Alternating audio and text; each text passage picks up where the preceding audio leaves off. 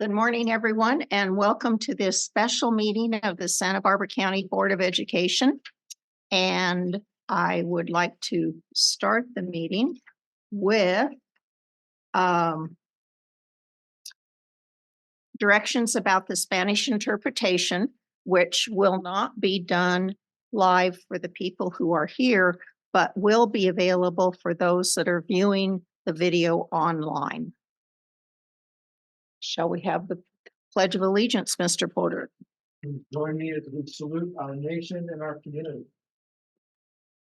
I Pledge allegiance to the flag of the United States of America and to the republic for which it stands, one nation, under God, indivisible, with liberty and justice for all. Thank you very much, Mr. Porter. And now roll call. Ms. Friedland. Cardy? Here. Mrs. DeWord? Here. Ms. Ehrman? Here. Mrs. Frost? Here. Mr. Howell is not here yet. Mr. Porter? Present. Okay, thank you. I am not aware of any changes to the agenda at this time. And as far as comments, I'm not going to make extend any comments today, really, other than we have a very important task before us today, and that's what I'm focused on. So do any other board members have any remarks that they would like to make, specifically, definitely pertaining to today's meeting or anything else that might have happened in the last week? No? Okay. Then we will move forward to the action item, which is an interview of our candidates for provisional appointment to the Board of Trustees for area number 7. And then we will deliberate and make a provisional appointment.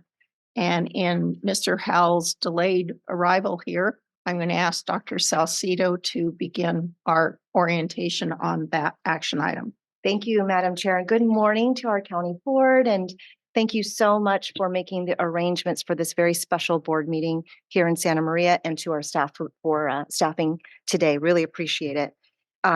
As a matter of going back on formal record, there are no public comments, and the public comments, should there had been any, they would have to be on only the matter of the special agenda items today, but there are none. In terms of this is a time for the board to ask questions about the process for the interviews, but I thought I would share with you, as Judy had asked Joe to chair that portion as the interim chair of the board organization committee. So and I believe your first candidate has arrived and is waiting in a separate waiting room at this moment, so we can go through these procedures.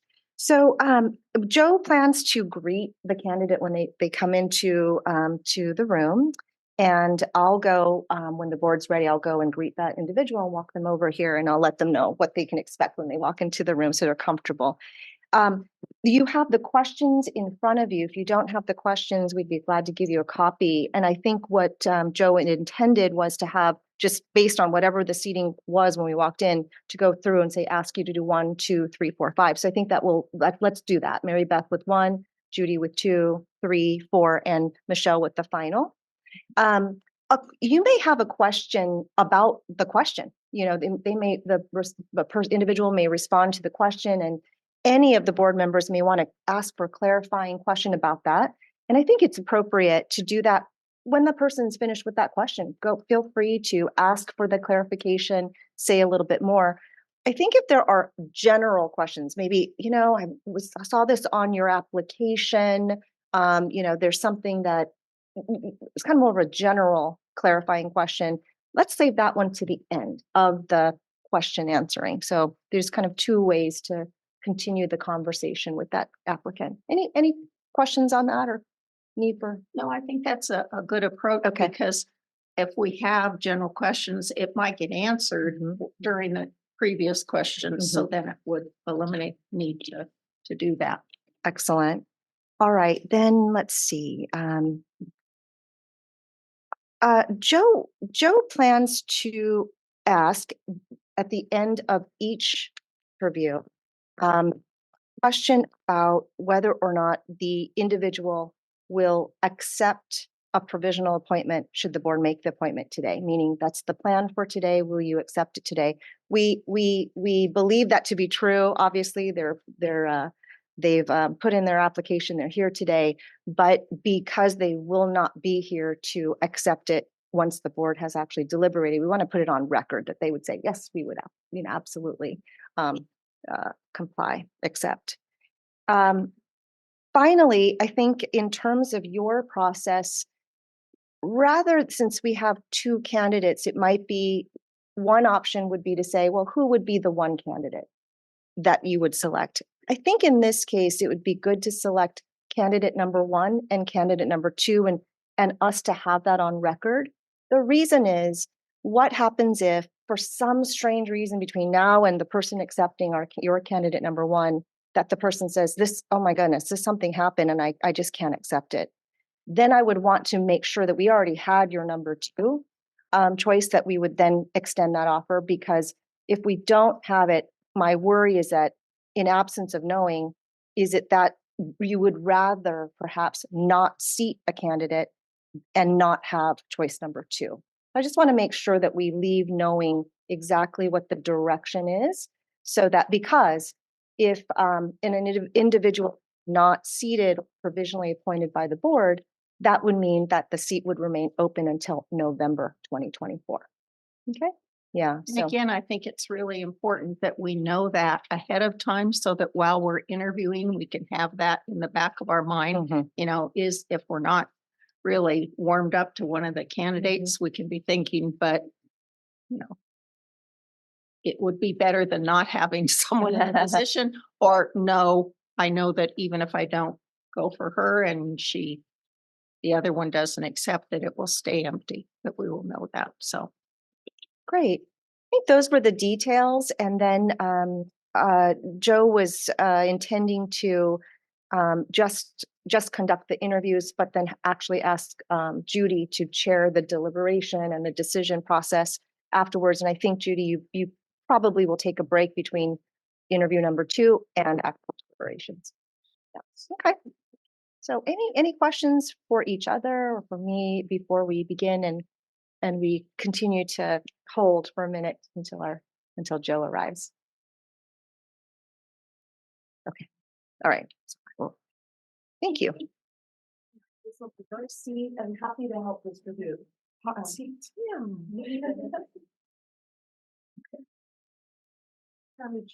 Judy Frost is the president of the board, and Bruce Porter is vice president. Nice to meet you. The chair of the board organization committee is Joe Hall, so he'll pleasure to help to conduct the interview. Sounds good. Okay. So I will pass those out. Thank you. Want to explain what they are? So that's 2 letters of recommendation. We had a bit of a pause, so I'd like to start by saying that our first applicant, Sally Lopez, has arrived, and the interview will be conducted by Joe Howe, who is the interim chair of the organizational committee. So I'll hand it over to Joe and he'll take it from here. Thank you. Thank you, Ms. Lopez. Welcome. Delighted to have you here. The first thing I'm going to do is ask each member of the board and council to introduce themselves. So we have our names here. So I'm Joe Howell, board member and chair of the board organization and development committee.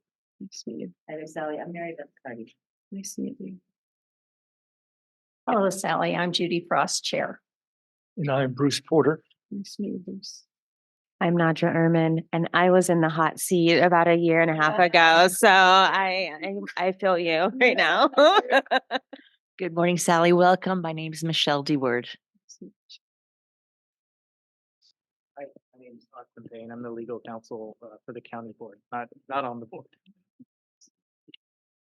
So you have the questions we're going to ask, and it's very much a shared governance organization. We're going to, each member of the board is going to ask you a question. There may be, if any member of the board has a follow-up question, particularly related to one of Ms. Lopez's responses, you can ask, it probably makes sense to ask the follow-up question then. But there may be other questions at the end, and then we'll ask you for a closing statement. Sounds good. So I'll now turn it over to Ms. Cardy. Sally, we've had an opportunity to review your application and your resume, and we would like to get to know you a little better here in person. So please tell us a little bit about yourself and your interest in serving on the County Board of Education. Thank you. Good morning, everyone. Thank you for having me here today. So my name is Sally Lopez, and I had an interest in joining the board as a board member for many various reasons. So to tell you a little bit about myself, professionally, I am in the human resource sector. I do work here locally at an engineering firm. I also do public relations for St. Mary's School. I've been in the human resource management, people's management for many, many years. I've worked with different layers and different groups of diverse backgrounds in my profession, and it both have helped me grow personally and professionally, working with executives, directors, all the way to just employee levels.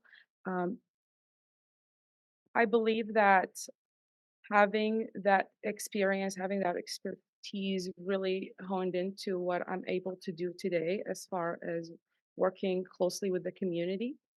I am also a commissioner on the Recreation and Parks Department here in the city of Santa Maria, and that's a very rewarding position. Simply because we get to work with many areas in the city, but we focus on the youth. And that's very important because our end goal is to ensure that they stay out of trouble. And by creating programs for them here in town and ensuring that we have things like STEM programs and involving the library with it, or having other different development programs that really help our youth. The mayor's task force is very important here, and that we take great pride in following through and ensuring that all the youth have the opportunity to participate. And I also serve as a member on the Blocks and Advisory Committee. This one really opened my eyes as far as the community needs, because our end goal is to ensure that we assess the needs of local organization. And this usually is done by organization coming in and doing sort of a public hearing and listening to their needs and why should we distribute certain funds for them. And so this is usually done through site visits and deliberation. And we eventually decide how much funds and where the funds should go to help those organizations in need. Personally, I am married. I'm a mom to two boys, 6 years old and a 4-year-old, and they keep me really busy with their school activities and sports commitments. I'm the default parent, if you will, so I'm constantly taking them and to places. I complain, and I still sign them up to more things to do. So, it's my fault, but it's very rewarding. It's really that's the incentive. They are truly my incentives as to why I have an interest in doing this. They are my priority. I want to create an environment for them living here in Santa Maria that focuses on uh, positivity, especially when it comes to education and quality of education. Um, so my interest comes from really, again, stemming from my two boys, and I think in return, doing all the work that I do for the community, whether it's volunteer or through professional work, it's for the betterment of the entire community. It's rewarding, and I want to utilize my experience when it comes to human resource and people management to sort of bridge the gap, work together with the board members, work together with the school district board and the community all together to ensure opportunities for all. So thank you.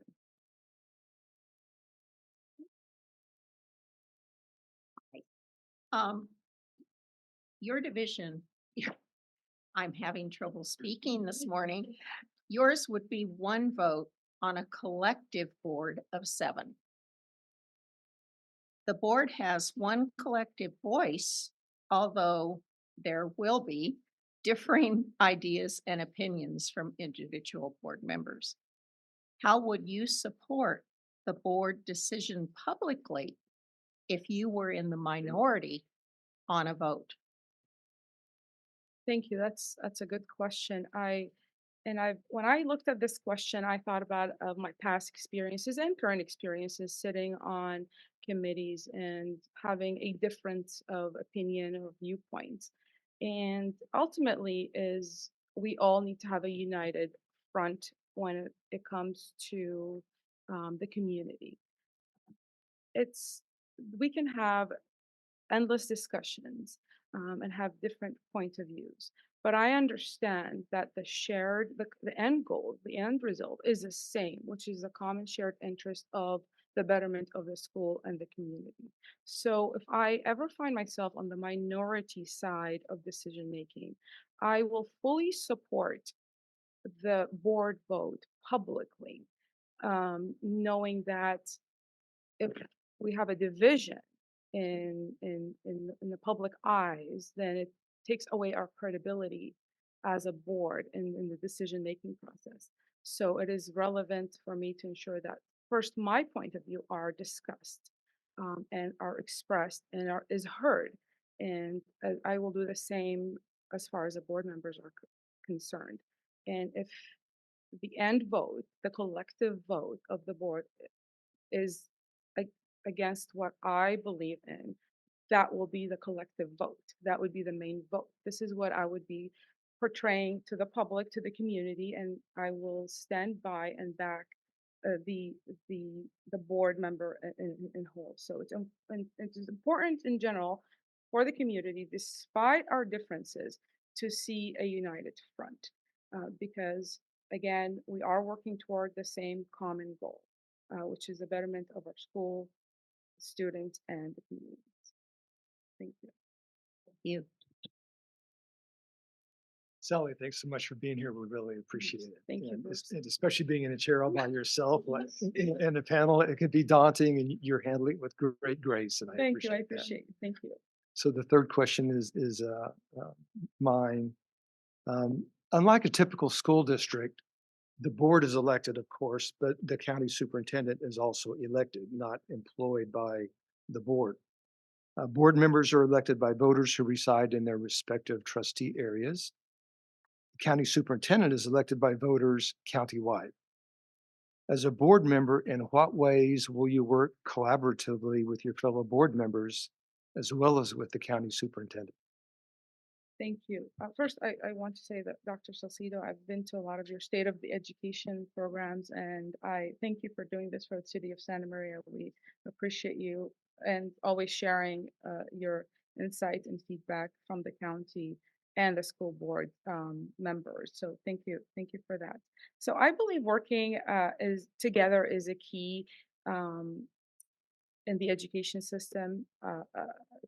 For the education system to thrive, if you will, knowing that as far as the board members are concerned, knowing that this is an elected position, meaning the people have voted for you, put you in that position because they trust your decision making process is very important for me because it's an incentive for me to work collaboratively with you. So how should I go about doing this? Is I will engage in open discussions with listening to different inputs and point of views, knowing that we have the same common ground. Again, this echoes back to my last answer and ensuring that working together as a team is will have the same end goal, which is again our shared common interest with the for the betterment of the schools and the communities. And the same goes for the county superintendent office.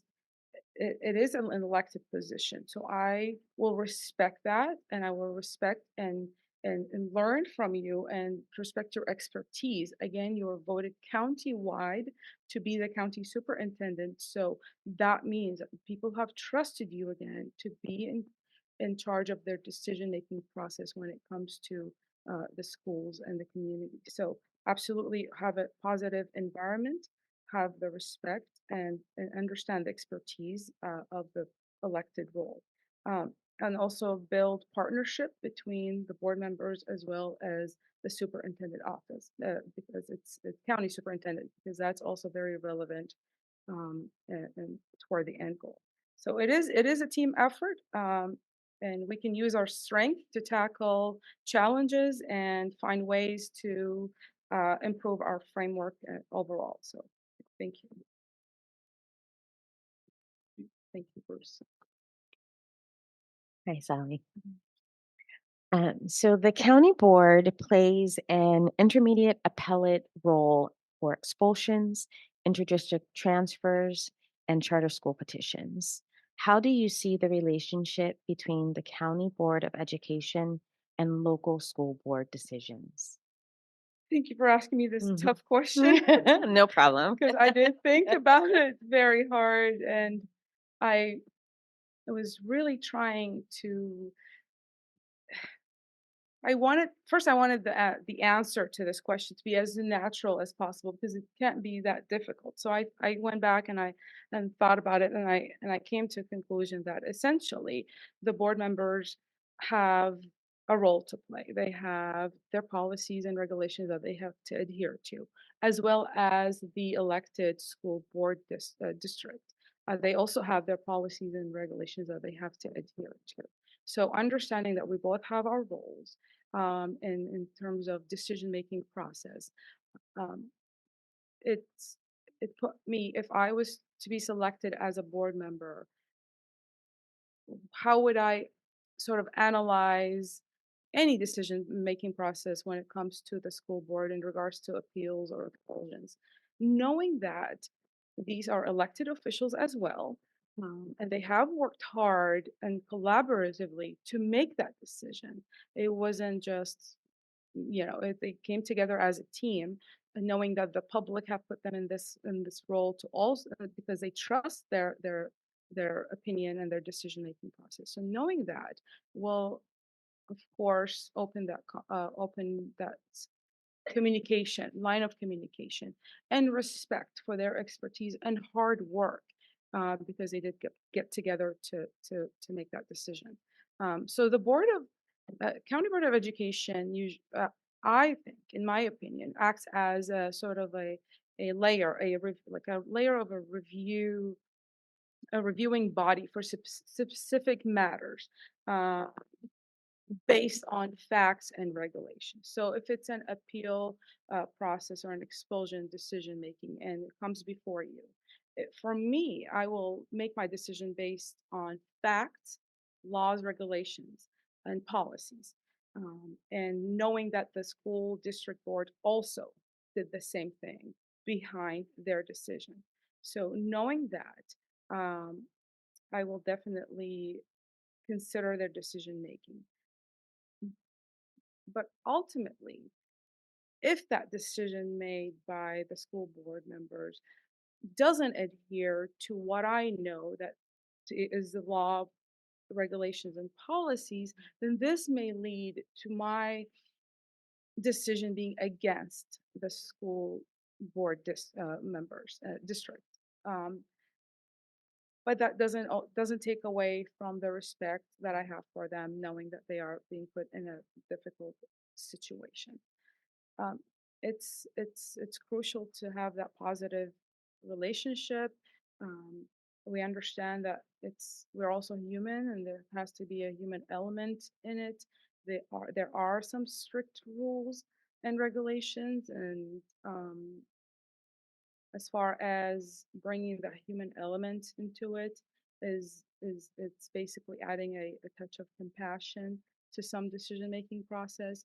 So it's one of those things where, do I go with the facts and laws and regulations I have in place, or do I make an exception based on being irrational and irrational, and bringing that compassion into it? So that's my thought process on that one. So thank you.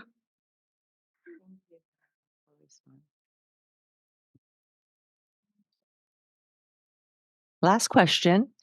Just to conclude, do you have any closing statements that you'd like to include with your resume and answering our questions? Absolutely. So thank you. Thank you for this opportunity again. I appreciate the time and for you to choose me as one of the candidates to move forward with this interview. I understand it's not easier, but it's easier than being going through the election process, if you will, for now. Um, so if I am chosen, then hopefully that gives me a an upper hand when it comes to the election process. I can use that to my advantage when the time comes and I do run. So thank you for this opportunity. And I do want to say that I bring a different and unique perspective, if you will, to the board. I've read everyone's sort of backgrounds and expertise, and I feel that I can add it be a add to your talent and add to the decision making process with the board. And in the same token, learn from your experiences from being on the board and from your professional and personal experiences. And so it's I believe this is a very rewarding position, and if chosen again, I will not take it lightly. From my expertise, from my professional background, and even personal background, as far as volunteering and doing a lot for the community and the betterment of the community, and achieving quality education for all. The goal is to work with a diverse group of people. We work with a diverse group of people and students, and the goal is to ensure that they all have access to quality education, that we don't single out any district or schools or any charter schools.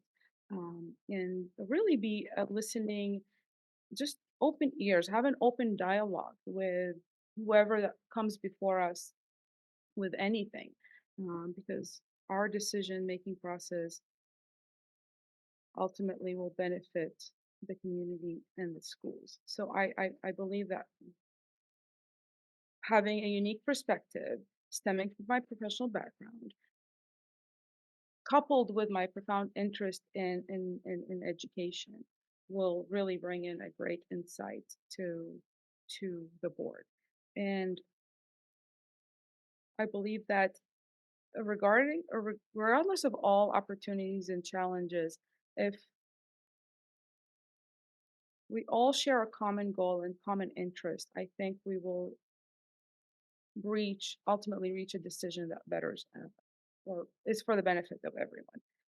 So I'm excited for the opportunity to contribute and collaborate with you all and learning from you all.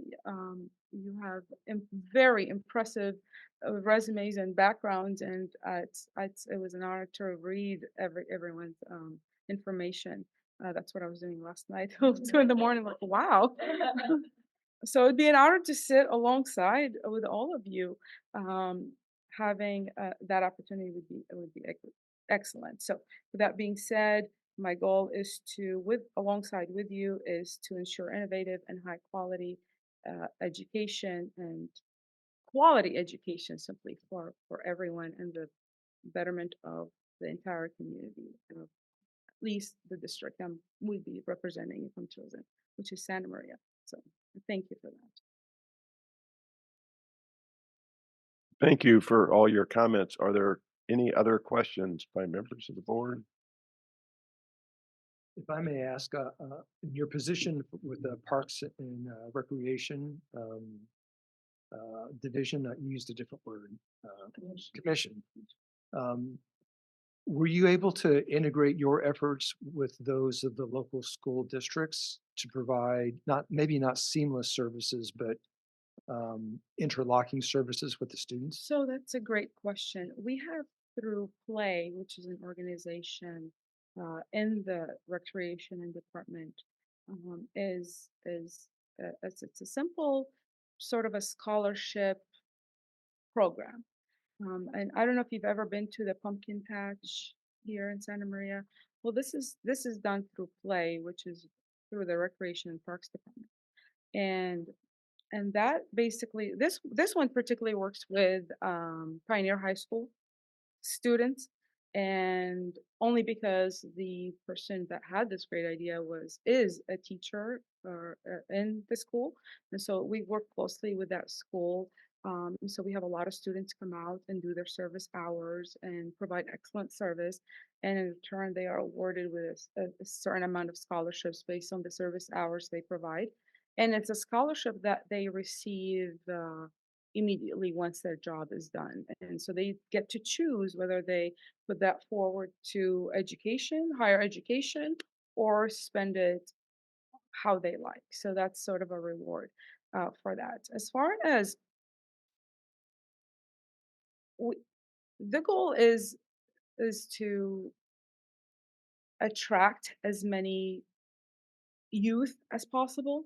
So having the Maldonado Youth Center with brand new computer equipment, and having it open, having the aquatics center is very important for having it open and maintained and fully staffed for our youth. It's like a revolving door, if you will. We constantly have students coming in and out all day. We have a tutoring program in place, and we love to see those students coming in and out all day. I'd rather have them be there all day, benefiting from our programs, than being out there. It's especially for the most vulnerable population of our city here. We usually gear our efforts and have activities and programs in certain areas here in Santa Maria so that we can attract them to come to us without them being intimidated, if you will, if they have to come to the Maldonado Center. And a lot of them have parents who, I don't want to say not interested in the education, but they are hardworking families that are busy trying to make a living for their family. So education becomes a second nature. And so that's when we come in and offer, whether it's translation services for the parent so that they can feel comfortable in sending their child to our programs and initiatives. And I think that's very big. The mayor's task force takes students of various backgrounds to field trips to visit different colleges, to open their eyes to what can the possibilities once they graduate high school. So that's one of the things that we're very proud of and working with. Um, that's a fun part. Then we have the budget and deciding how much. I usually miss those meetings. I'm just But, that's the fun part for me is tell me how we can better the community. I will be living here. My boys will be living here for at least the next 18 years. I'm hoping longer, but their choice. And so it's very important for me to make sure that the city of Santa Maria, who gets bad rep sometimes, to really thrive in that department when it comes to education. So Great, thank you. thank you, Bruce. Anyone else? Ms. Ehrman? Sounds like you do a lot of great work and you're really busy.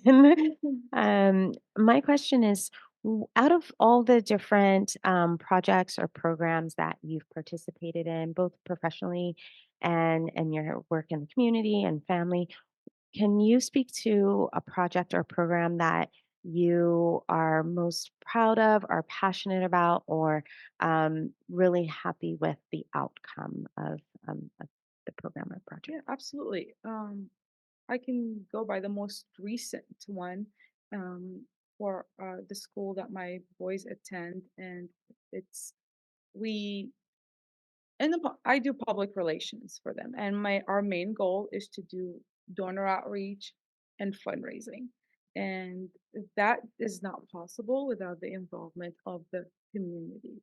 And the more often we have fundraisers for any cause that we have, the more often I realize how truly generous are the people of Santa Maria.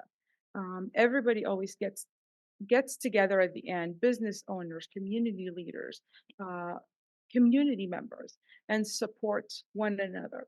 even in local local fundraisers, whether it's to support someone's health bills, and it's amazing how when there is an event put together, everybody always comes together to support each other. So the most recent one we had was in May, and it was a difficult one only because our school needed a lot of funds to have things like shades for the kids in the back and their during recess when they play outside they didn't have shades, and so it was important for us to create sort of a fund in need and raise funds for that, and reaching out to you sort of have to, it's like a selling point. Why do I need to support you? And that was difficult for me because it's not easy for me to sell you on something. I'm not a good salesperson, but I spoke from the heart when it came to the kids, or the fundraiser being about the kids,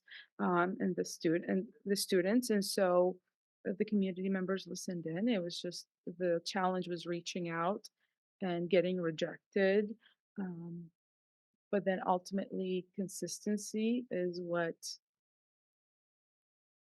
and persistence is what made the event possible and successful. It was a record-breaking year for our school in over 30 years as far as fundraising is concerned. I also serve as a PTO president for that school, and it's very rewarding because I have to work with different parents with different viewpoints and faculty.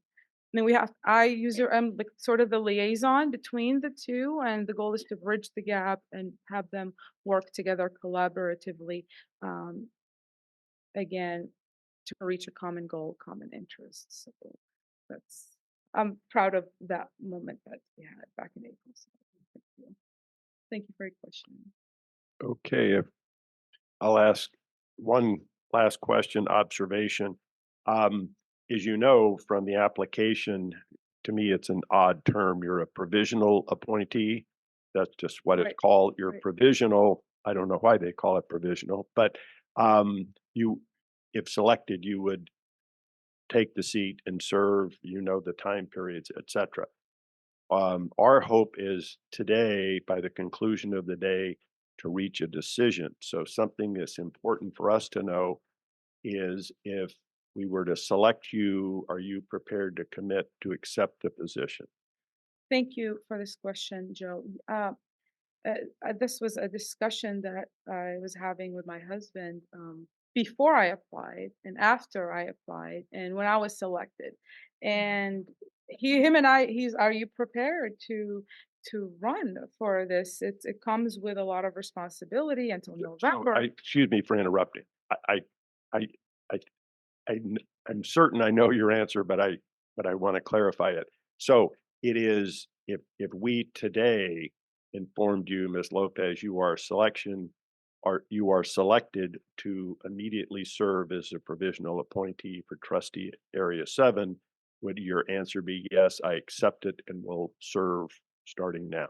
So that's the simple question. Absolutely. Yes, I will accept it and I will start serving now.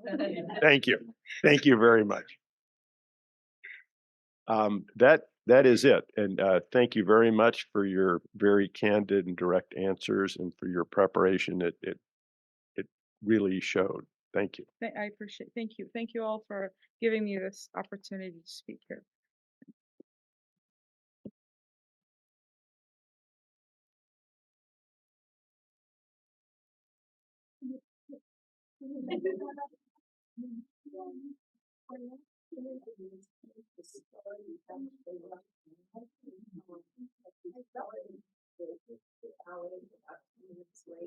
So I think that we would take at least 5 minutes now and then if you would let Susan know they're bringing that applicant. So what I seemed to me, everything worked well. Everyone did their job. I think just to change a little, perhaps we'll start with Judy for question 1 and go in that direction. So Judy will be 1, Bruce number 2, et cetera. Number 5 will be Mary Beth.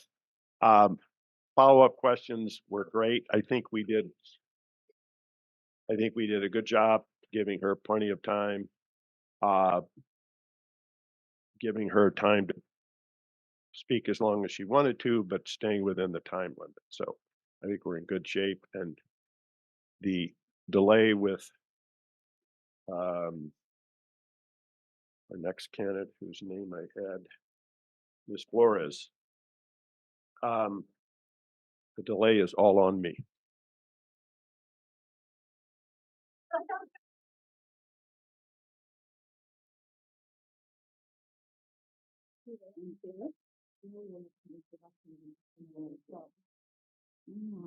That coat off. Nice and cozy in a corner over there.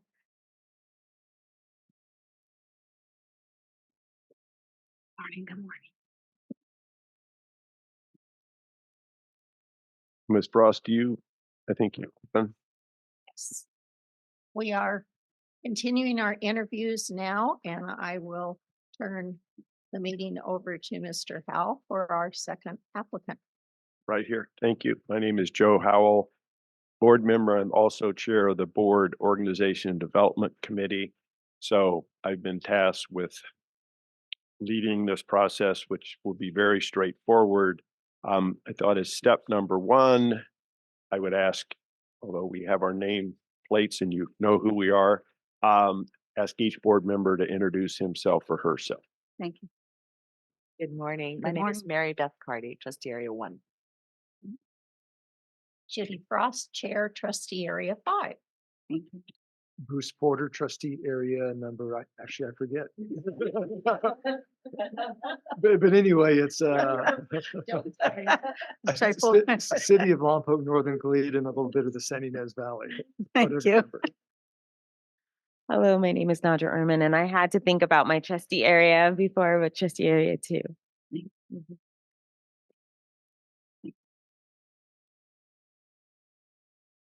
My name is Michelle DeBird, and I am trustee area 4, mostly San Ynez Valley, Cuyama, little parts of Lompoc.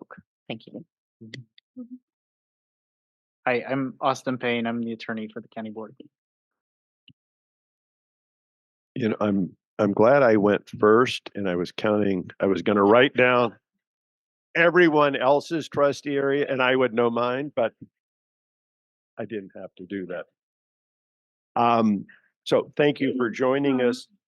You have the questions that we'll be asking, and the format is we're going to start with Ms. Frost, go around each of the other trustees will ask you one of the questions. It may be appropriate for someone to follow up with a clarifying question at that time, but we'll go through each of the questions and then we'll ask you to have conclude with a closing statement. So, Ms. Frost. Before we start, do I have to do anything here?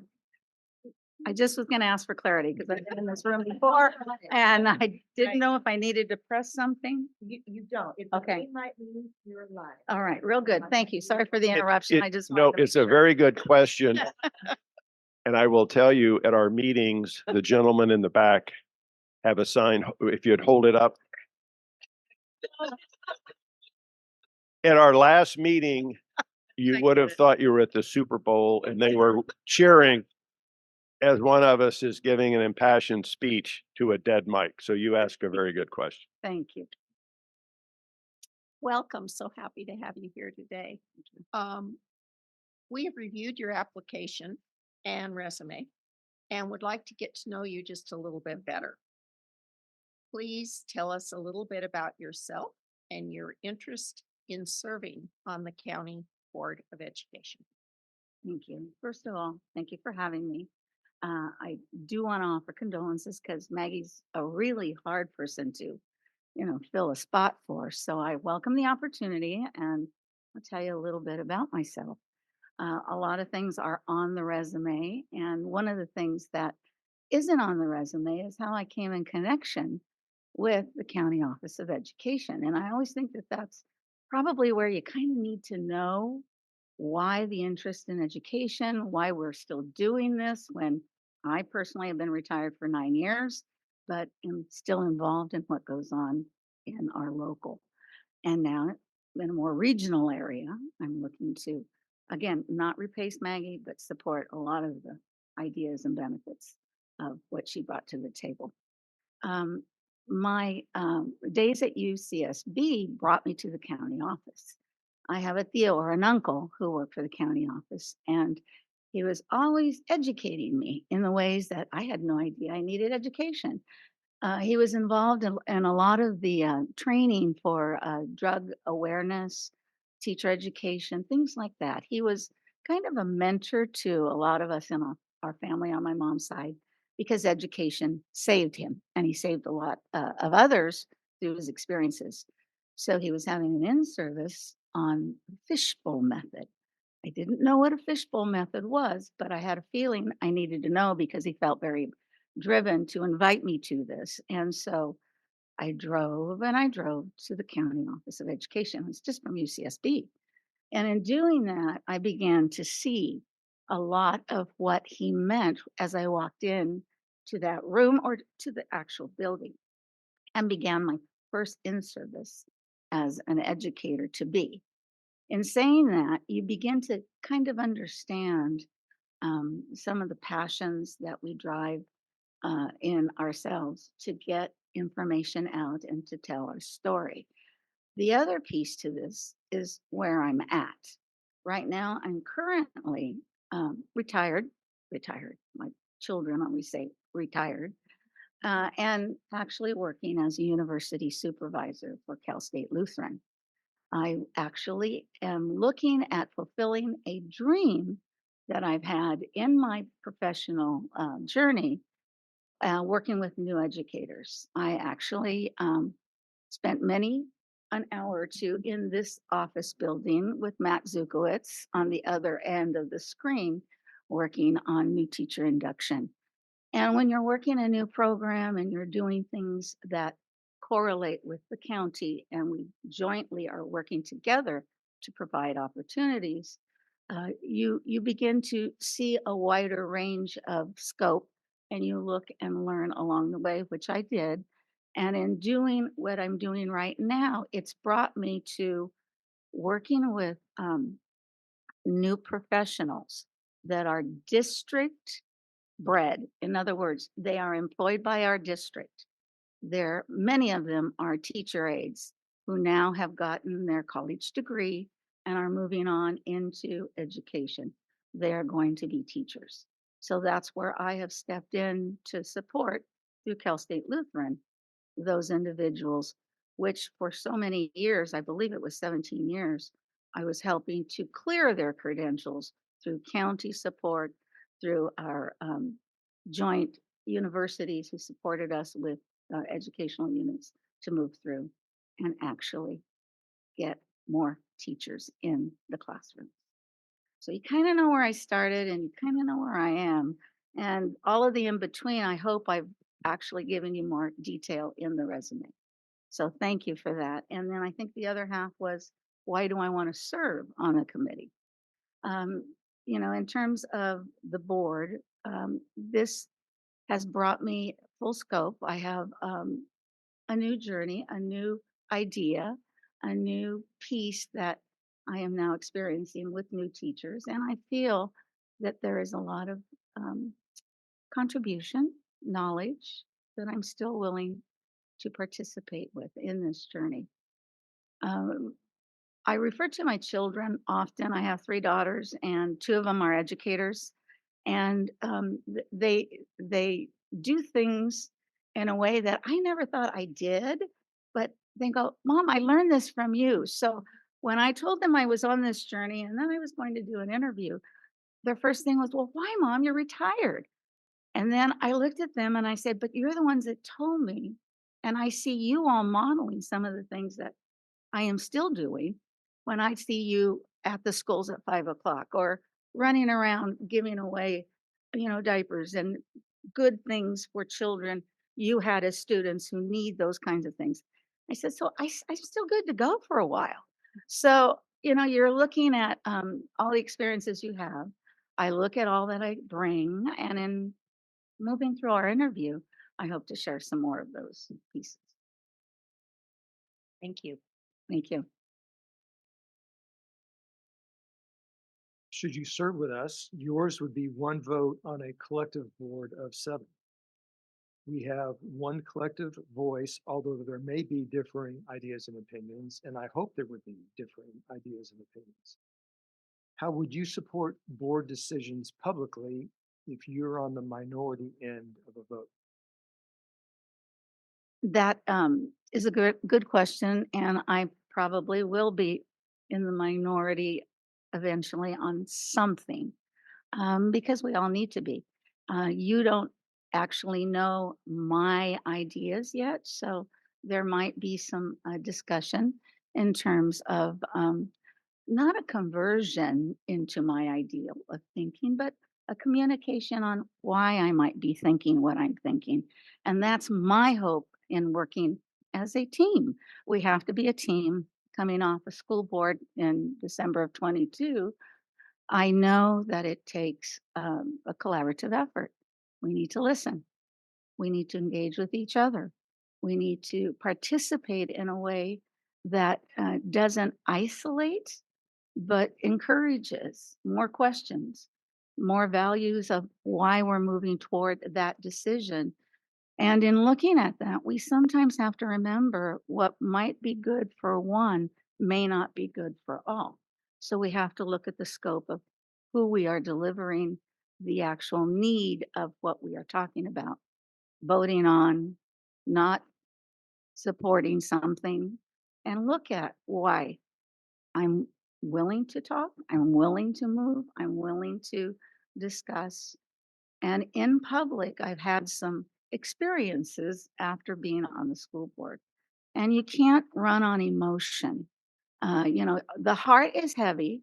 We know we have emotion, but a lot of times I feel anyway that there is some emotion that will drain us if we let it control us, but we have to look at the value in what we are talking about if we are in the minority. Thank you.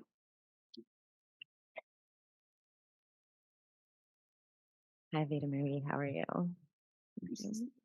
Good. So the board members and county superintendent are elected officials and have separate responsibilities. Board members are elected by voters who reside in their respective trustee areas. The county superintendent is elected by voters countywide. As a board member, in what ways will you work collaboratively with your fellow board members as well as the county superintendent? My dad always used to tell us, keep your head on swivel. Uh, he's military in terms of World War II, and he had experiences that I could never have in a world where I visited a couple of the places on purpose because of his stories. But in looking at a joint venture with other people where you need to collaborate and you need to be aware of what is going on, you really have to do your homework. You have to spend some time. You have to move through some of the things that maybe you're not comfortable with and have clarification. I've had the fortunate experience of working with Dr. Cicito, and in doing that, I listened. I've become wiser because there are things that I didn't know as a beginning school board member in 2016. The actual journey in any task that you take is forward. So you need to keep an open mind. You need to look at the team building that if I am aboard with you, I will look forward to because I need to hear, I need to see, I need to experience our journey together with you. And so in doing that, I look forward to learning as much as I can in continuing. Thank you. Okay, county boards play an intermediate appellate role for expulsions, interdistrict transfers, and charter school petitions. How do you see the relationship between the County Board of Education and the local school board decisions?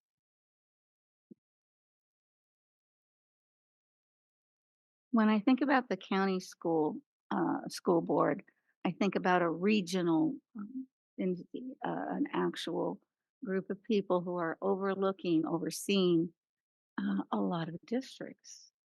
We have I did look that one up because I didn't know how many districts we actually were in charge of, but with the 20 public schools, districts that we have, that's a lot of looking at. It's a lot of seeing, 70,000 students. Again, we are the biggest district, Santa Maria Bonita anyway, around. So I'm used to massiveness. That's okay. It does take time and clarification, but in looking to see how we could actually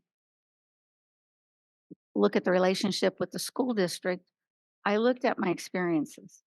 Having been a VITSA coordinator for the district, and I actually semi-lived at the county office for a while as we started the program many moons ago and looked at the diversity, the services, the use of a county office building, and what a county office board was doing and servicing, and began to see that parallel pathway. I'm a very visual learner, so I have to see things to know things. And as we work together with the county office and with our local bits of program in Santa Maria Bonita, we had a lot of expertise and a lot of, I would call them um, basically uh, people and experiences that we could draw from to support our local district program. And in looking at the county office and the Board of Education, I know there are overseeing responsibilities that we have to be in charge of because we are a county board and we are looking at all local districts to support them and their needs and their wants. And so, in doing so, I have to do my homework if I'm going to be a board. I have to know what direction we are looking at with every district that we are supporting. There are 20 of them. I may have to look here and there on Zoom as they're having their school board meetings. I still do that with Santa Maria Bonita just because I need to stay focused. My grandchildren all go to Santa Maria Bonita School District schools, and my daughters work in the Santa Maria Bonita School District. So I have a tendency to still stay in the know just to know. And in doing that, I see that that is going to need to be happening if this is going to be something I'm going to move forward with you that I look at. Thank you. Uh, oh, you're next, sorry. Thank you for the.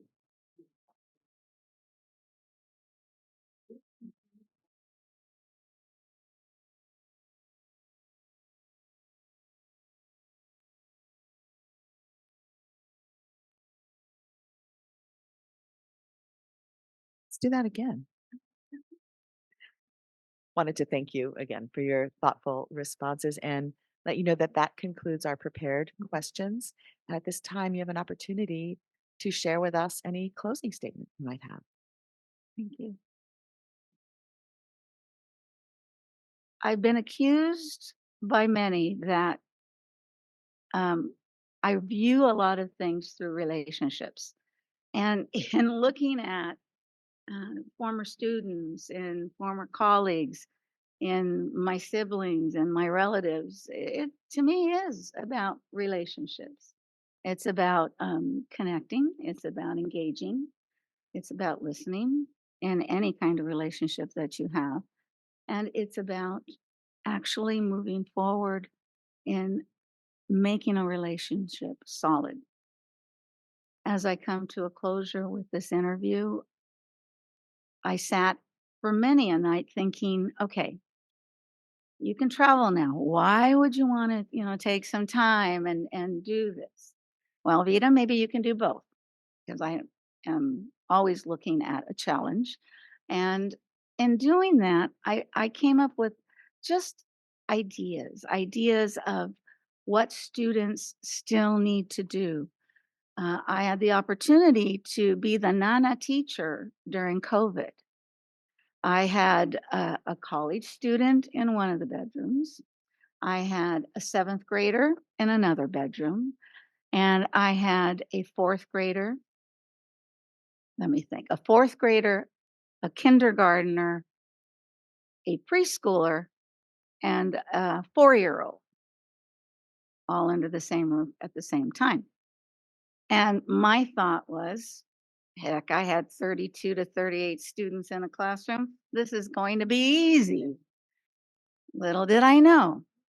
One of the things in looking about and feeling what you want to do next is the relationship of continuing that enhancement of helping students grow is still there.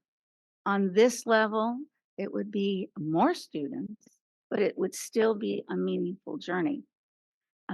When we were sitting educating during COVID, you begin to value certain things a little more in life, time and energy, but it has to be a good energy. You have to move forward to make sure that you are bringing value to a group, an organization, my grandchildren during COVID. And so you begin to think a little more precisely on how this will affect myself, the relationship to be built, and the relationship that I'm leaving in terms of the school board that I have worked with. Uh, in looking at it all, it brings happiness or a smile because I still am worth.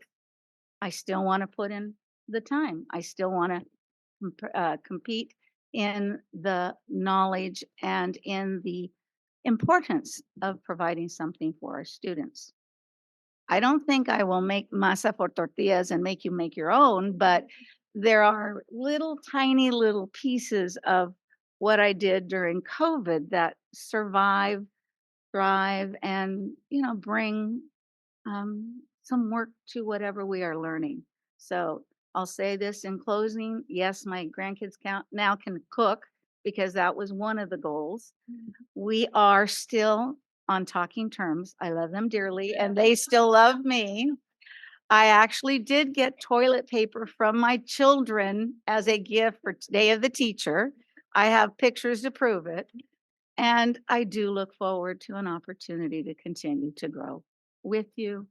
And I end it with that because I still can talk some more, but I will stop. So thank you for the opportunity.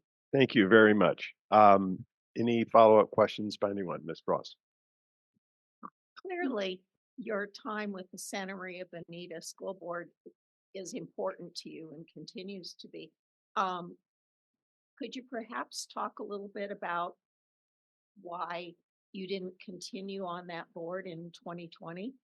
That's a really good question. Um, we've had family property probably as long as I can remember. We had a parcel with 5 houses on it. And when my parents passed away, we siblings, there's 4 of us, had turned it into an LLC and had made a 10-year plan. Because all of us are over 65, my siblings, we did that in a timely fashion to evaluate where we wanted to be in life at a certain time. We're going to love each other still, or we're going to kill each other. And I'm kidding. We were able to navigate all of that. So in doing so, we took the opportunity to sell. I lived on that property most of my life. And in moving, I did not qualify to run. I moved. And so Linda Cordero and I are in the same realm or scope of addresses for running. And so she's not up for a long time. I mean, she's got a couple more years. And it was just the opportune time. It was a great excuse to kind of draw back for a while also, because I've enjoyed, look at, not quite 6 months, but the time. It's been almost a year. Well, it has been a year. We had December already. Oh my God. Yes, it has been a year. Yes. So that's why. I may have considered it. I don't know. But it gave me a drop dead excuse to step back. I really appreciate that clarification. It was something in the back of my mind. I was just wondering about. I appreciate you asking it because a lot of times I'm like, okay, why didn't she? What happened? Who? No, that was Well, basically the it. headline would have been, I was defeated. So I took a little risk there with you, but that's okay. Thank you. Well, failure is okay. It builds character, as I keep telling the grandchildren. Got to fail before you can make it right. Any Thank other you. questions? Mr. Yes. Along that lines, in your service on the board, can you think of a time during your 4 years of governance that there was an issue with the board that stands out in your mind? I know when I first came on the board, theirs was a charter school issue where there was a very heated issue with the public at the meeting, and it was very difficult decision to come to. Can you think of an experience that you had that stands out in your mind that you'd like to share in your service on that board? I have to think a minute because I was fortunate enough to be president during COVID. And so there are many little things on that because and we were building Bill Living School at that time too. So the discussions and I think pointed situations that probably aspired in my mind most was just moving through and validating rationally why we were doing what we were doing during COVID with staff and with parents. I find it reflective in terms of coming to mind um, how many conversations we had with staff members and how heated, and I don't mean knockdown drag out, but you're actually discussing your health. You're actually putting people out there who are going to come in contact with COVID, especially our food service people who are on the line every single day handing out lunches. And so that is the aspect of, I would say, the most conflict I remember having in terms of being on the board. One, because my heart hurt so badly to have to make that decision as a board to bring these people out there in the line of this great undertaking that we did take.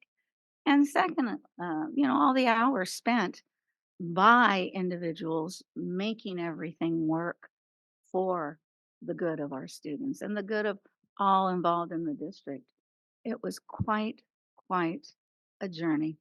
And I have a tendency to not think about it until I start thinking about it. And then the floodgates. And oh my gosh, yes, we did do that. Oh my gosh, we did meet Saturday and Sunday and decide that we were not going to open on this. It just is very mind blowing. But thank you for asking that and making me think a little more. Yeah. Any other questions? Okay, the last question is the technical term for the appointment is a provisional appointment, and I maintain it's sort of an awkward term. It's called provisional appointment. Yes. We we our goal is to continue to meet today to make a decision. And my question to you on behalf of the board is, were we to come to you and say, we've selected you to serve uh, the actual election, formal election part would be at our next meeting, but we would like to know from you, were we to ask you to serve, are you comfortable giving us your commitment now that you would accept the provisional appointment? I came aboard that way when Bruno Brunello passed away. Uh, I had just retired and I thought, I need my brain to happen. Yes, to your question. And yes, because I've been through that kind of a process, I feel comfortable doing that again. Great. Thank you very much for your time and your Thank you. candid Nice to meet answers. each one of you. Yes. Thank you. Appreciate your time. Hmm.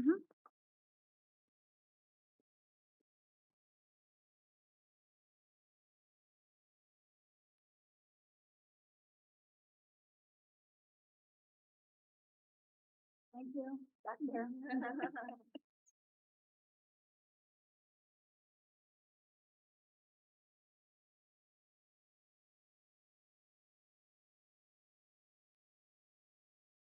Thank you very much, Joe. Do you have any closing remarks you'd like to make to No, our thanks interviews? everyone for cooperating. Again, my apologies, and I was chair pro tem and for a time certain, and that ended at 11:21. Back to the real chair. Thank you. At this time, I would like to have a 10-minute break. And so we would reconvene at, well, 8 minutes, about 11:30. So. Can we close that door? Yeah, turn the heat or something. Okay. Okay, we are now reconvening at 11:36. And our action item is to have our discussion and select which candidate we would like to offer a provisional appointment, to which we would like to offer the provisional appointment. So we're pretty much open discussion at this point. Yeah, Joe. No, I don't want to cut you. Is that No, I'm done. in talking to Dr. Salcido, I think, want to mention this at the outset.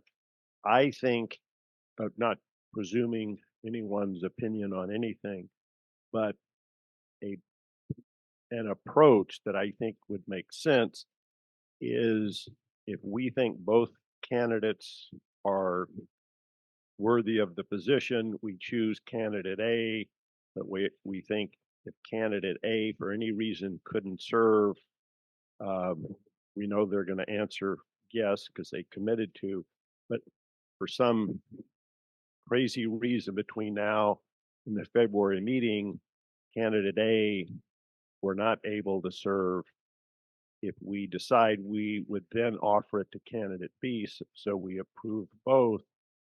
I think that would be a best practice, a good approach, and it would prevent a very unfortunate situation of our selected candidate A not being able to serve and having to technically redo the process. So I would recommend when we're making the decision at the conclusion, we agree, if it's the sense of the board, that we also approve candidate B, if that makes sense.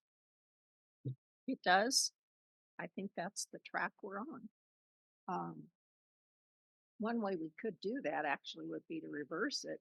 And first of all, just pulse the board on, is there one of the two candidates they would not approve offering the position to?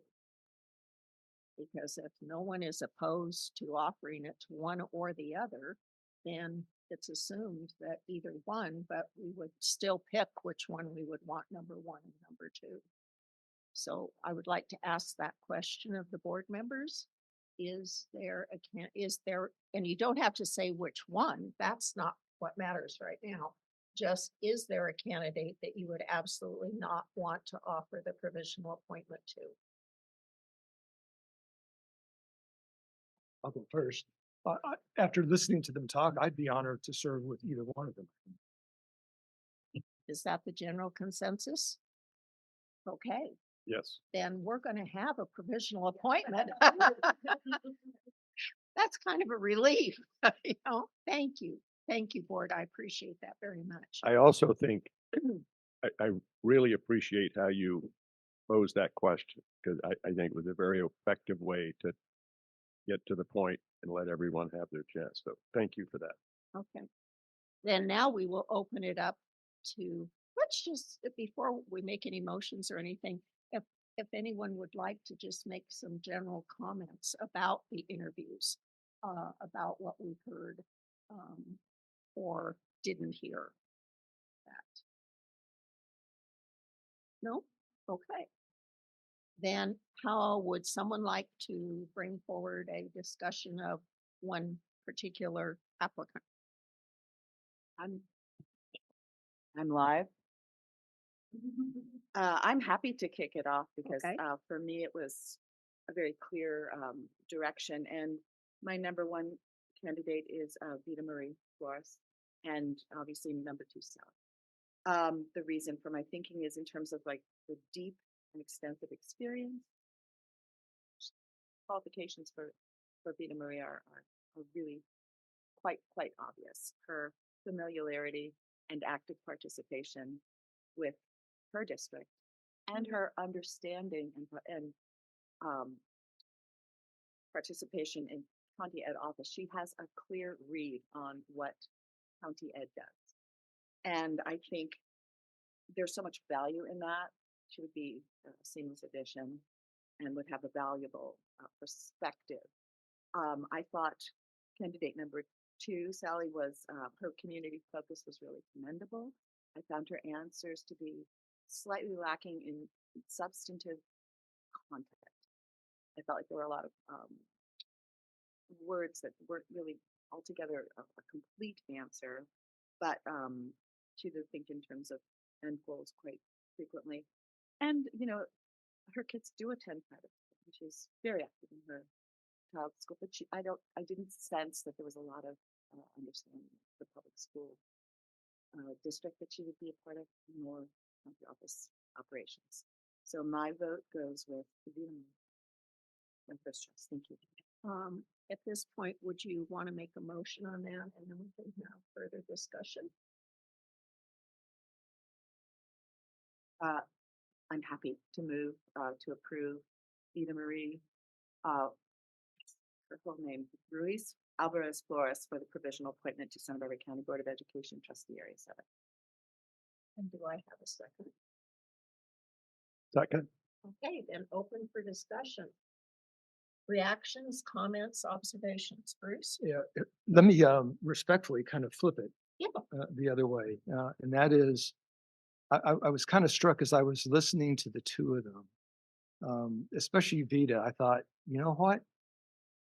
You would be a better superintendent of county schools than you would be a board member because she's an educational, not better than you, but because she's an educational, she's an educational insider. And I say that with great respect and in a very positive way. But if the people of the state of California had wanted educational insiders to be on boards, this board would consist of maybe superintendents of all the different districts in the county, as opposed to non-educators for the most part, who are deeply rooted in their communities, overseeing either a school district or a county office of education. Now, I'm saying this having been a former board member myself, so I'm kind of, pointing the finger at myself. So none of that's a negative for Vita. It's really just a comment on kind of who do we want sitting on any board, any school board, but ours as well. I would agree with everything you said about Vita. Very, very knowledgeable, deeply rooted, and all that. Except for I think she really didn't either understand the question or doesn't understand the process of number 4, interdistrict transfers and charters. The whole issue of the appellate role. I thought she was really off the mark on that one. And even Sally, not being as deeply rooted, seemed to have a better handle of the whole appellate process than Vita. So Sally would be my number 1, and Vita by number 2 for those reasons. More comments? And they can be pro or con either one under this motion, because you're basically arguing in favor of the motion or opposed to it. So, yes, Michelle. Like Joe said, I think they're both very strong but they come from 2 different places. And for Miss Lopez, I think her energy was great. I think she was very well prepared as she can be to understand the role. And I think she did her research because of, just like Bruce said, understanding the appellate role. She did her research. She understands that policy is what really drives our decisions. And I didn't hear that from the other candidate.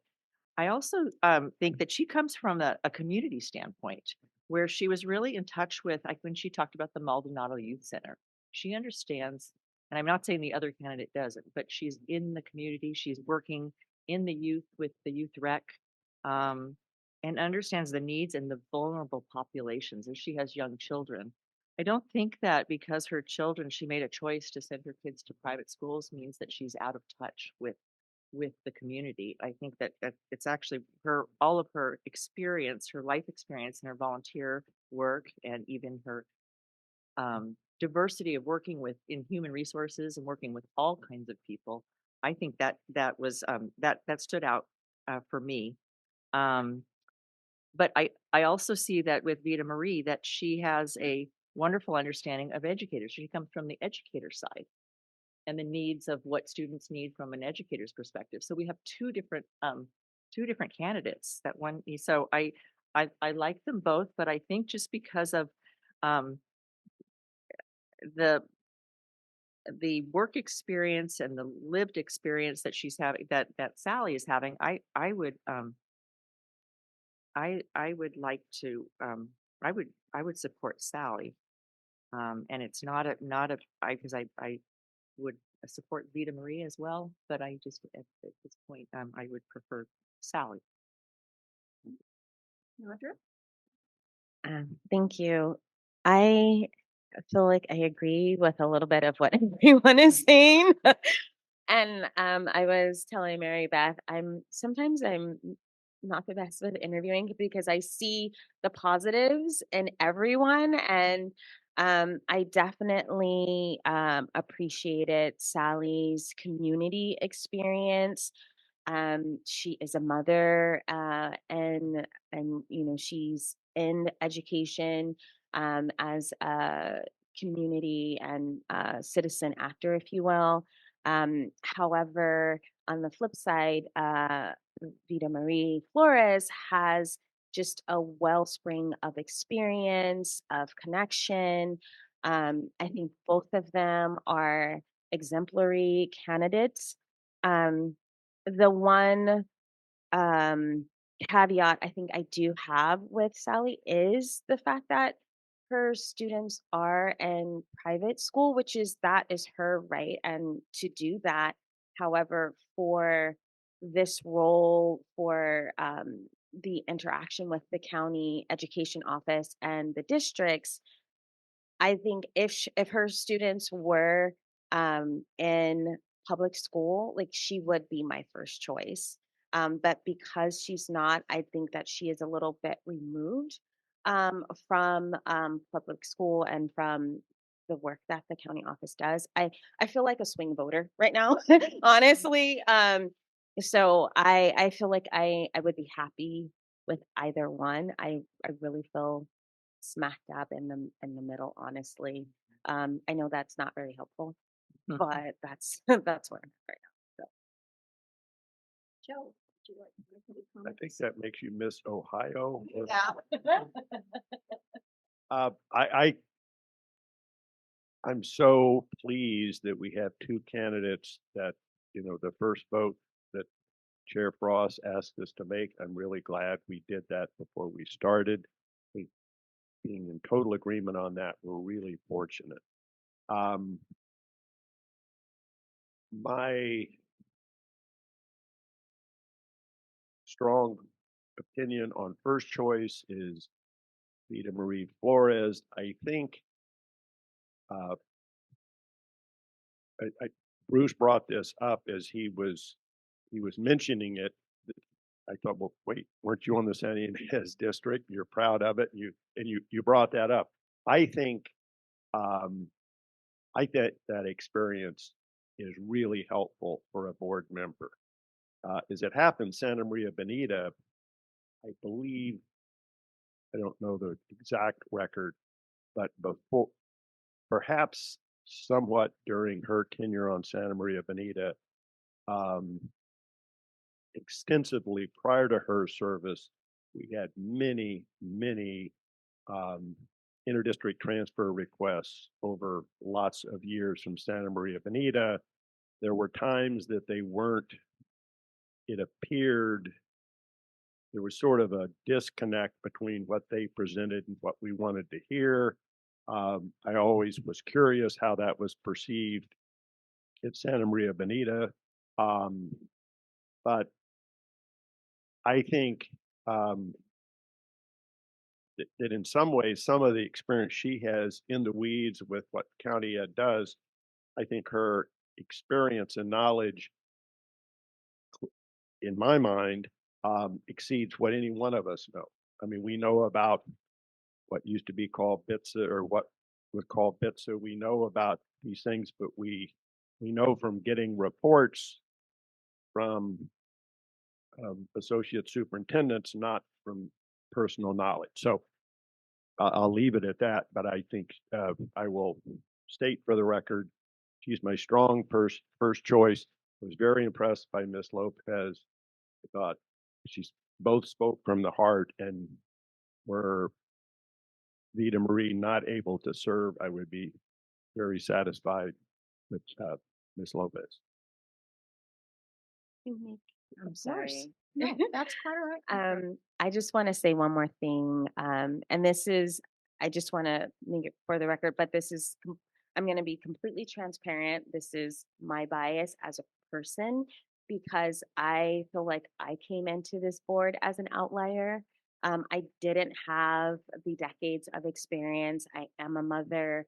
And so in that way, I do resonate with Miss Lopez, being from a place of um, having that community experience as your baseline and being able to offer that perspective. Again, that doesn't, that doesn't um, disregard the wealth of experience that Miss Flores has as well. But I did just want to say that because I wouldn't feel right if I didn't make that comment. This is an interesting situation. We might have 2, 2, and 2. Nadra and I are kind of in the middle, I think. And actually, we need a 4-2 decision in order to offer the position to a person. The reason that I wanted a motion on the floor was so that we could have this discussion fairly and explain why we would vote against the motion, and obviously by doing so kind of expose where we might want to make a different motion. So I know we could sit and exchange ideas and thoughts on this for most of the day.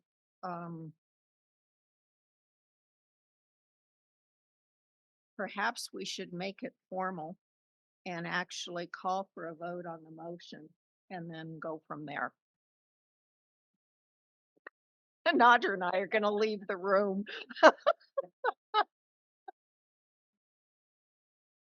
Yeah. Or we'll end up 3-3, which would be, oh, Lord.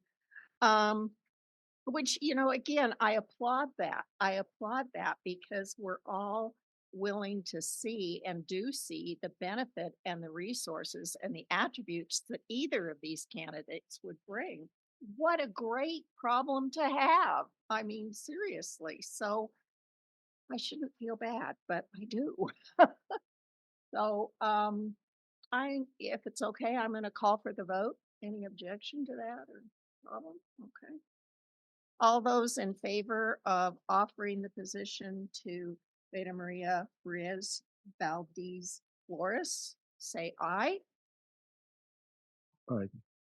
All those opposed?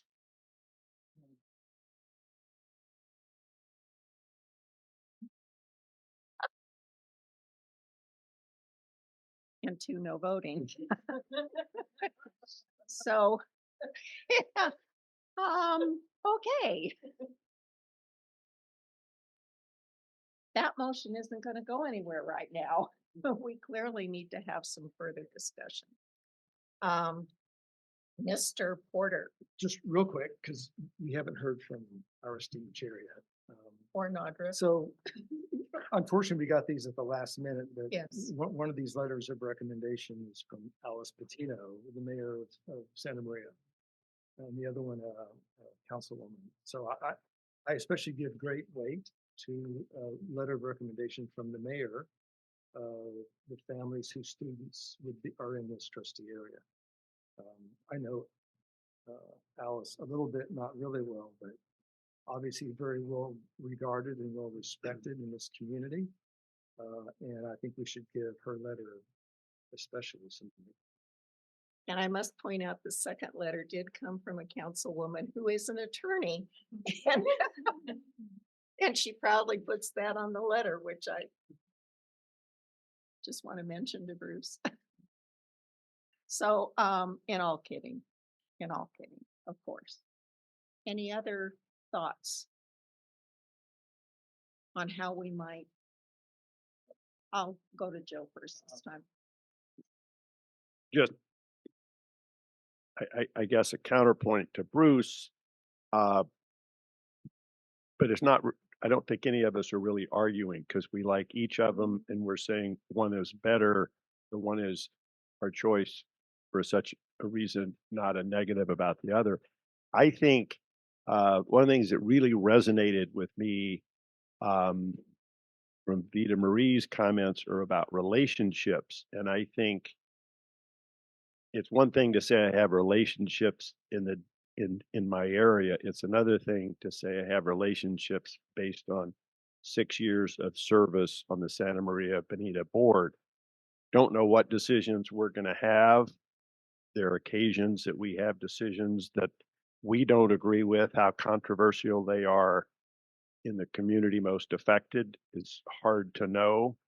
But I feel that having her as a member of the board, she certainly presented, I got the impression she would be, I think it was our question number 2. She's one vote, but you have to speak with a collective voice. I think she would be very effective and jump at the chance to defend and represent our board in the collective decision we made. I think even if she were not on the winning side of the vote, I think she would, because of her relationships and her family and her really deep roots in Santa Maria, I think she is a dream representative, not only for her trustee area, which is important, but for the board at large, particularly in North County. Okay, I was thinking about this as Joe was talking, and I seriously, it would be flip a coin, just make a decision. But one of the things that I know about this community is the support that she had from her constituents when she was elected to the Santa Maria Bonita School Board. And I also know that her mutual respect for Linda Cordero, showed in her choosing to not run against Linda on the board. So that kind of sways me that, we want her to represent her area with her opinions and bring them to the board for our consideration. And she's been very connected to that community and her area. And to me, that would give her a little bit of an edge. So I think I would lean towards Ms. Flores as the first choice. Michelle, did you have?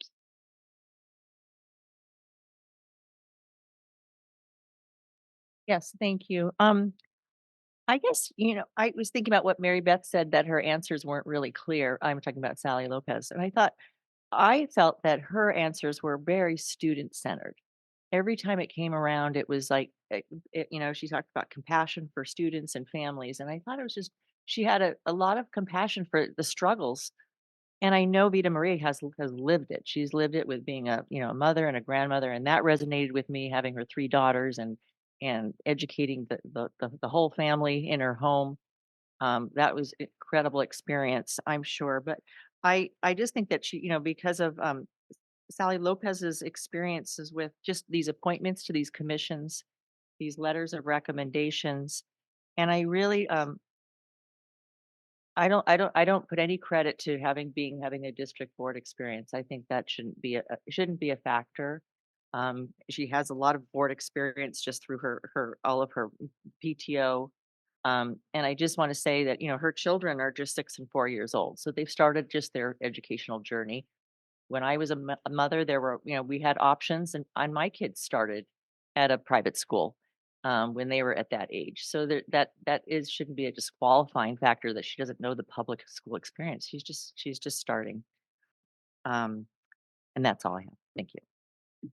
May I? Yeah, of course. I want to make sure that with absolute clarity that I was not referencing her children being members of a nonprofit private school as being detrimental to her candidacy. And in no way does that make her ineligible.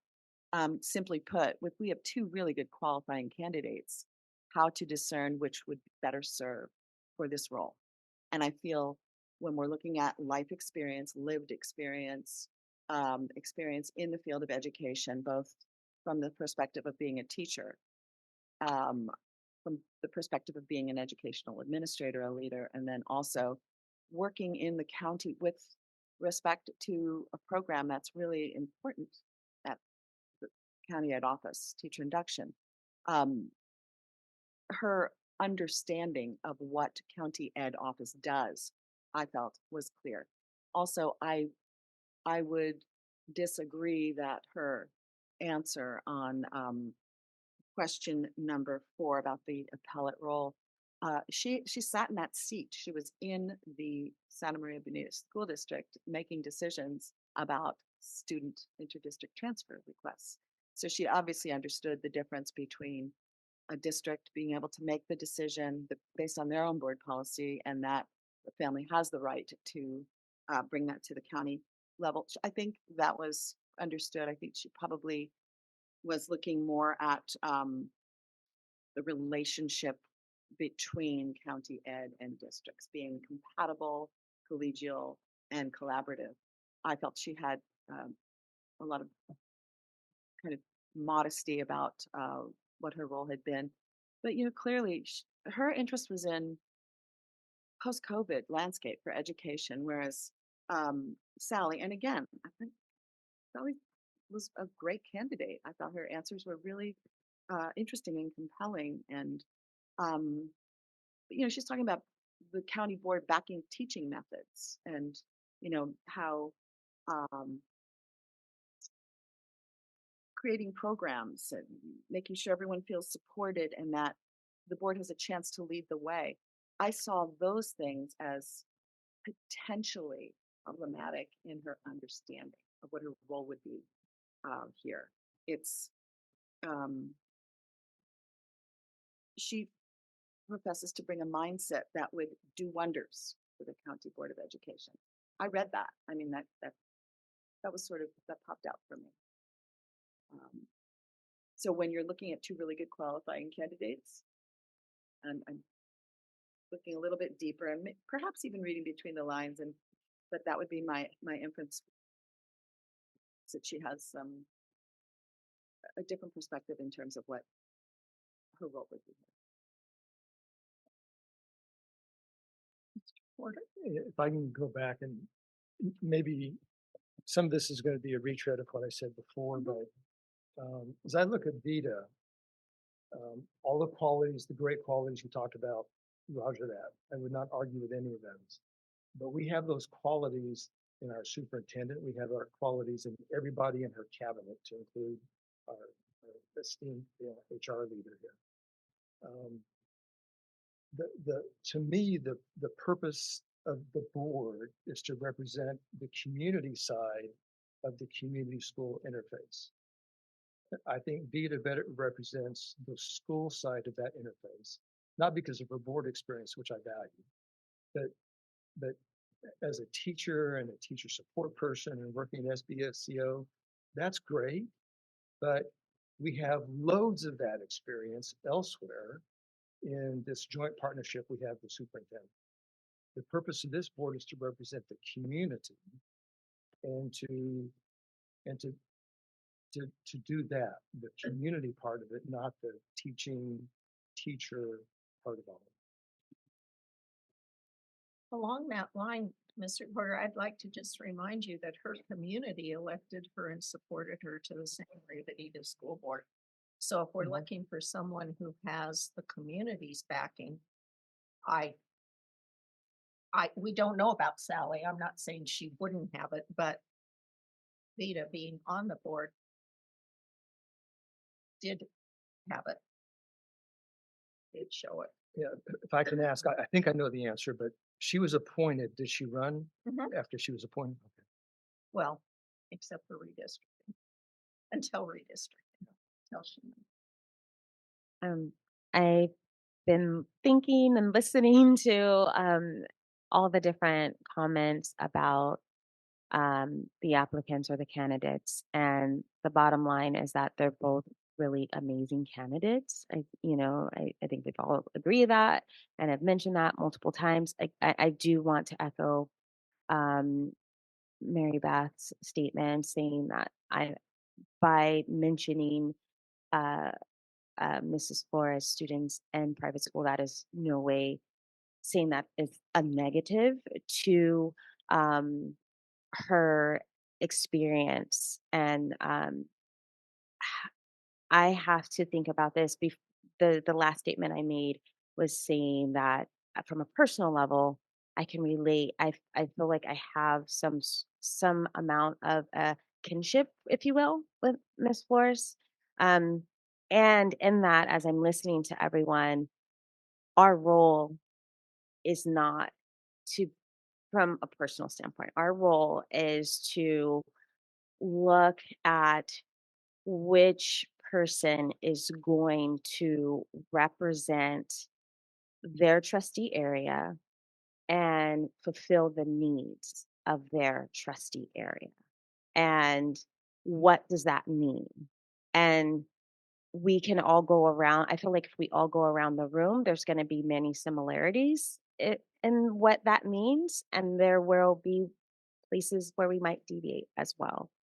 Um, However, if I just think about that for myself in terms of what does it mean taking my personal experience or um, who I am as a person out of it and just looking at what the needs of this particular trustee area is, I am starting to sway more um, in in the direction of Miss Flores, Vita Marie Flores, because of that experience, and because of that community support, because of her connections with the community and that network that she has, and realizing, as we know, this is provisional and their election is going to be coming up very soon. So, whatever we decide, their community is going to have the final word very quickly. Um, and so we can only do the best that we can with what we have right now. I think that because of that, I am leaning more towards Ms. Flores. So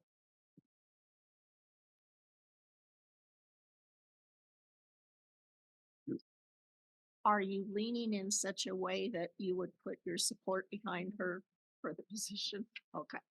Then I believe we have a majority. And I think you want to bring up the motion again? Yes, I move to approve Vita Marie Flores for the provisional appointment to Santa Barbara County Board of Ed, trustee area number 7. In a second. I will second, excuse me, and I'll offer a friendly amendment, and the chair can decide whether we need a formal vote on it. Having all agreed that in the unlikely event our first candidate that we're voting on. Vita Maria is not able to serve. Ms. Lopez would be requested. Do we need that in a second motion or? I would prefer that in a second. Okay, motion fine. Because I don't want to vote against that. No. Okay, no, yeah, it makes it a complicated, complex motion, which we don't. So I second Ms. Cardy's motion. All those in favor, say aye. Aye. Is this a roll call or did we? No, I don't think Were it's a these? roll call. No. Okay. Okay. And all those opposed? I'm an aye, 'cause I appreciate both and I appreciate Sally very much, but I think Vita Marie is a good qualified candidate. Then she will be our first choice. Now, Joe, would you please make the motion for that second?